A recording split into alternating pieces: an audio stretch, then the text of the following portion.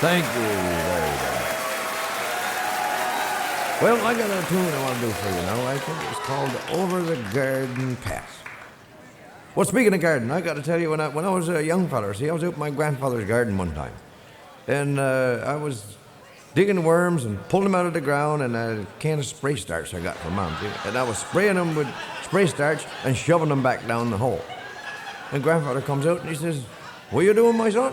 I said, "Just making the worms very stiff there, Grandfather, having a bit of fun, so I can shove them back down the hole." He says, "That's amazing stuff you got there in that can. What is it?" I said, "Spray starch, Grandfather. New stuff. Mom puts it on Dad's collar, make it very stiff so when he goes to church, you know." He said, "Can I have a load of that?" I said, "Yes, boy, I suppose. Mom won't mind, I don't suppose." So I gave him a can of spray starch. He comes out the next morning, I'm digging more worms, he comes out. He said, "Well, my son, I got bad news." He said, "I got your spray starch all gone." He said, "But here's $20 from me and $60 from your grandmother." Well, Grandfather, see, he got, just like I said in my song there, Grandpa's More Boat, he got pictures of Orr Roberts and Jimmy Swaggart and all that all over his kitchen, eh? But one time there was this new preacher come on the radio, and he was telling everybody that he could heal people right from the radio. All you had to do was put one hand on the radio and the other hand on whatever's bothering you, and you get healed right from the radio. Of course, my grandfather actually believed this stuff, see. So anyway, he was there one morning, and he had his hand on the radio, Sunday morning, hand on the radio, and the other hand, the same place Michael Jackson puts his hand all the time. Right down there. My grandmother said, "My God, Jack, what are you doing, boy?" I said, "Well, the man said he could heal the sick, didn't he?" She said, "Yes, heal the sick, not raise the dead." So anyway, Grandfather went in St. John's there a while ago, and he's collecting his pension check. He hadn't got one yet, so he had to go to St. John's Confederation Building, and he was telling, "Well, I'm here for my pension check, and I haven't got one yet." And the girl said, "Well, sir, I'd like to have some identification." He said, "Some what?" She said, "Identification." "What's that?" "Well, that's to prove who you are." He said, "I know who I am." She said, No, something to prove on paper. You got a driver license or something like that."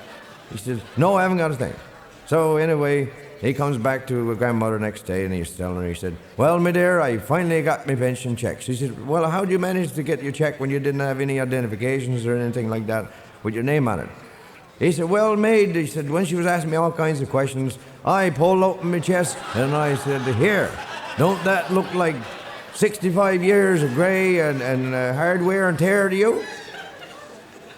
She said, "Well, why didn't you take your underwear off? And you'd have got a disability pension to go along with it." Well, speaking of pension, there was a couple who retired on the pension. They had a pretty good pension. They got a motor home and decided to travel down the States. From Newfoundland, of course. They're from Newfoundland. Now, they're going down across the border, and they get stopped, of course, and a customs feller comes up and says, "Where you folks going?" And the old lady said, "What did he say?" "He wants to know where we're going." Ooh. So, anyway, he goes, "We're going down to Florida to visit our daughter." "Oh, very good." And he said, "And where might you folks be from?"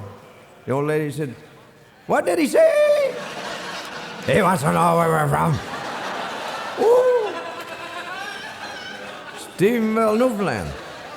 "Well," he said, "I had a girl at one time in Stephenville, Newfoundland, when I was stationed in there in the army." And he said, "I was out with this girl, and he said, it was the worst night I ever had in my bloody life." And the old lady said, "What did he say?" "He said he knows you."